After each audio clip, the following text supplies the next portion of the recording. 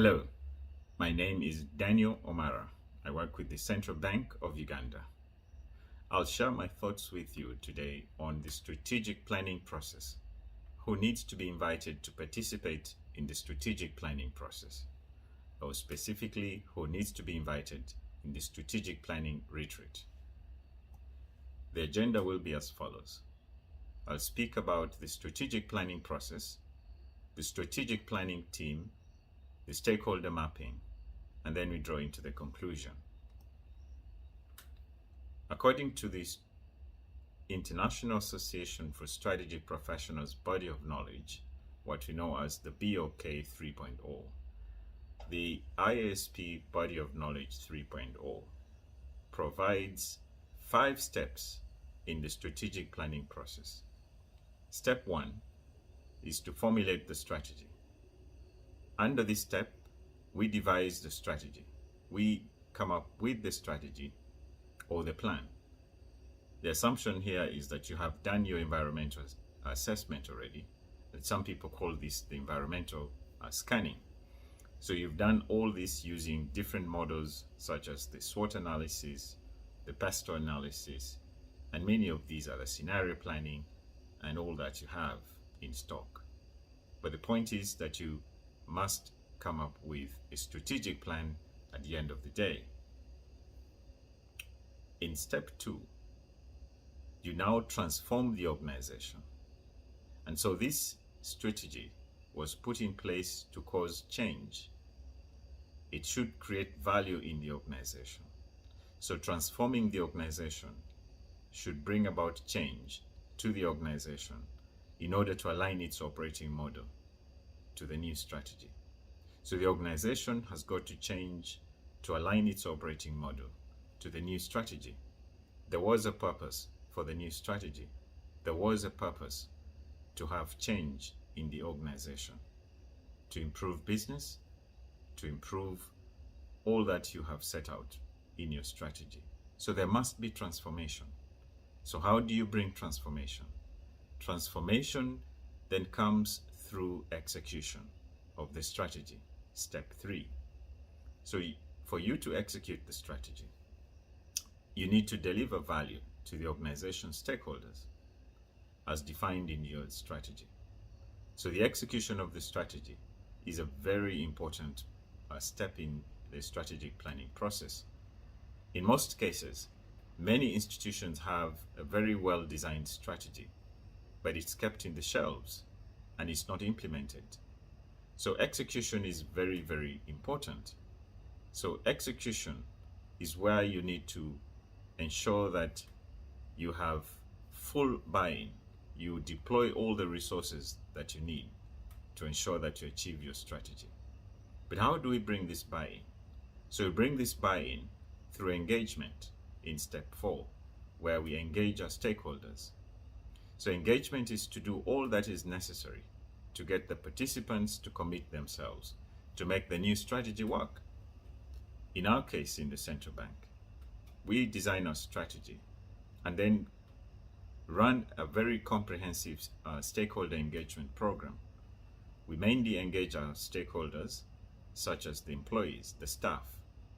So we need them to understand the strategy. They need to know what is in this strategy and what is in it for them, because each one of us requires something that is in it for us. That way, then we feel a part of the strategy, so that we do not leave it as a document for senior management only or top management only. And so stakeholder engagement is important. So we run different programs for the stakeholders and we categorize them into different clusters. So because we have staff in different ranks, we meet them according to their ranks, where they feel free to have discussions about the strategy during our engagement sessions. But we also organize our sessions with the external stakeholders through what we call our town hall meetings. So our town hall meetings, we arrange to meet different opinion leaders in our communities, wherever we are present. The central bank has 9 branches across the country. So we go to all these 9 branches within the country and meet the stakeholders within there. and tell them more about the central bank. So there is a close relationship then that we bring ourselves to with the stakeholders in these areas that we're present in. But all that is to ensure that we drive and cause a relationship with our stakeholders so that they understand our business. One of our key strategic objectives is to enhance stakeholder confidence. In enhancing stakeholder confidence in what we do in the bank requires us to engage them. They need to understand what we do. What is it, the business of the central bank? Once we have engaged our stakeholders, in step 5, are listed by the BOK 3.0, is to govern the strategy. So you need to set up a governance structure for your strategy. And this is simply saying that at each of these 5 steps, each of the 4 steps, you have to provide leadership during formulation of the strategy. Have you set the right structure to govern the formulation process? Who is responsible for what? So that needs to come out very clearly, because then you provide responsibility, accountability, but you ensure that you achieve what you want at the end of the day, which is to have the strategy in place. You also must provide the governance structure in the transformation stage of the planning process. So the transformation stage is where you're causing change, where you're trying to see that you deliver the value in your strategy. So there needs to be a governance structure here. And using our example in the strategy in the central bank, we use what we call strategic objective team leads. These are members of staff at the executive level. They are at C level, if you like. So these lead teams across the organization based on the business that supports the particular initiative in the strategy that is within their control. So there should be a governance structure here, and their role would be clearly defined. Same thing as we move to step 3 in the execution of the strategy. You've got to have a structure that governs the execution stage. And in step 4, engaging stakeholders, again, you need to have a structure that governs this step. So all in all, there should be a governance structure of your strategy. And the governance structure should clearly define the different roles of the different stakeholders, or the different managers, if you like, of the strategy within the organization. So governance is very important, because this is how you then draw accountability. This is how you then draw responsibility. This is how then you provide feedback to the different stakeholders. And now we look at the strategic planning team. So who needs to be in the strategic planning retreat? So using the model that LBL Strategies has prepared, it provides 2 layers of stakeholders that need to be in the strategy retreat. In the outer layer, which they term the extended strategic planning team, this provides for an ideal size of 10 to 50 stakeholders, 10 to 50 participants. So this depends again on the size of your organization. It may not be just 50. You could have more than 50, depending on what kind of business you run and the size of your business. So the 10 to 50 stakeholders consist of key staff in the organization, the customer representatives. You also have industry experts and other stakeholders that are within your business environment. And you also have those who are responsible for providing input to the environmental scan, because remember we talked about the environmental scan during the formulation process in step 1. So all these would be participants in your strategic planning retreat. You may also include interviewees.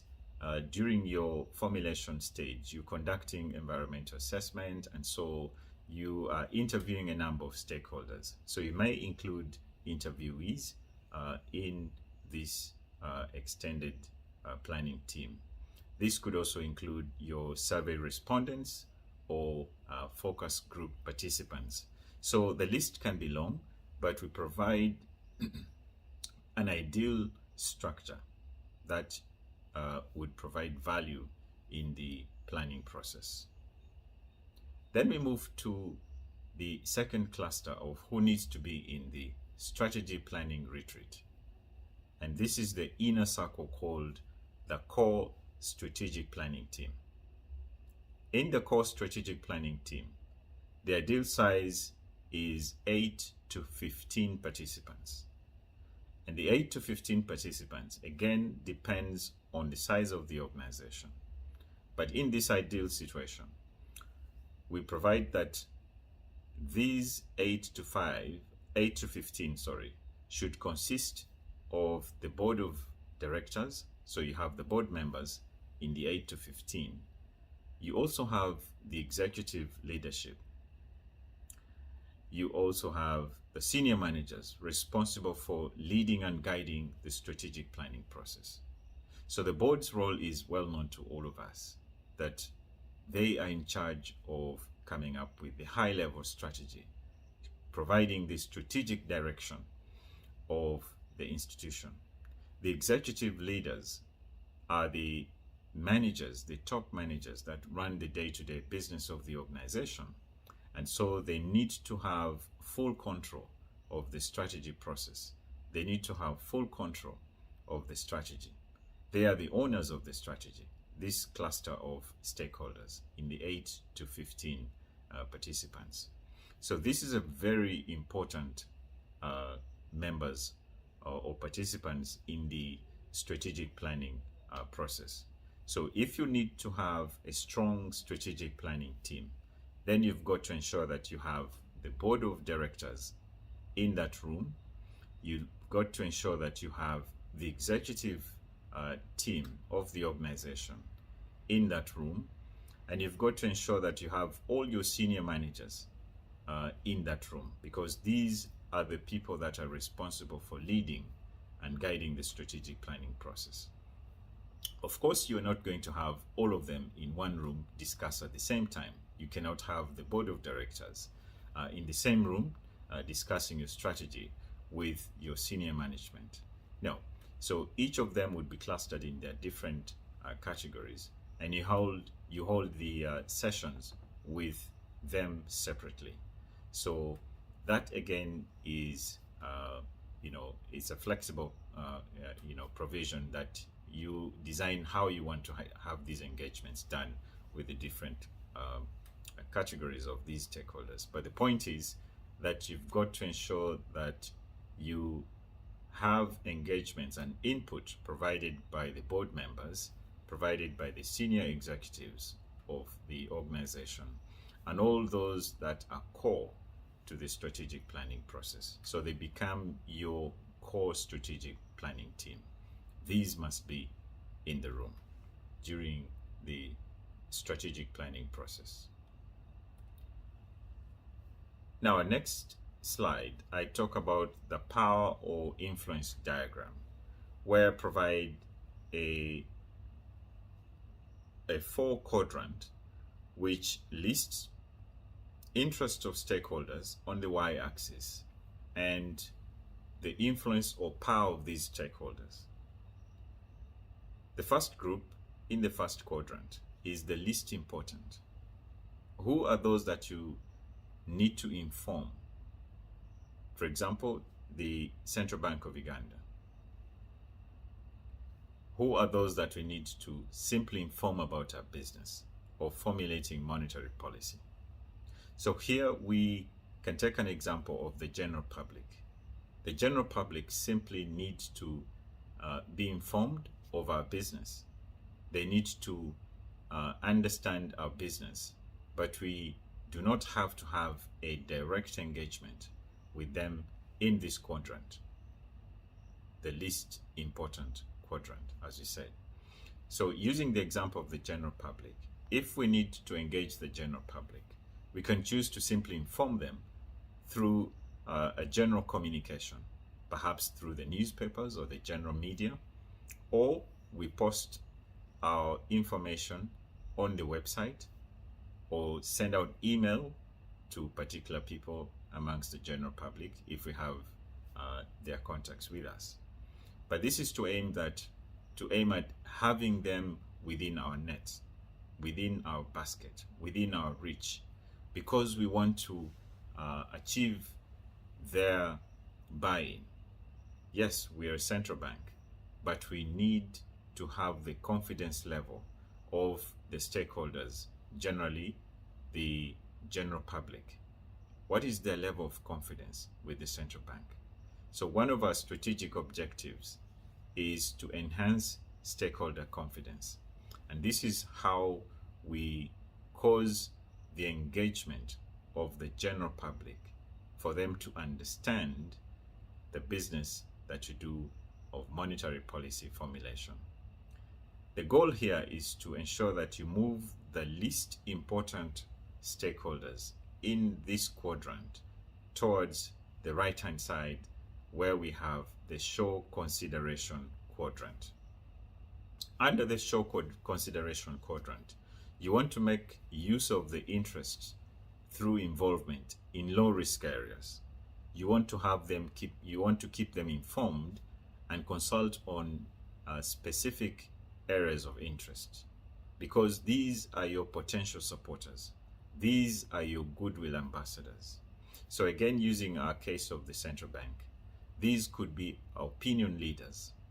When we have engagements in the different regions where we're present, we engage opinion leaders, and these opinion leaders, once they understand our business, once they have the relationship with us, then they can be our goodwill ambassadors in the different areas that they have control in. The other example could be the business community, because what we do in monetary policy formulation has an impact on the business community.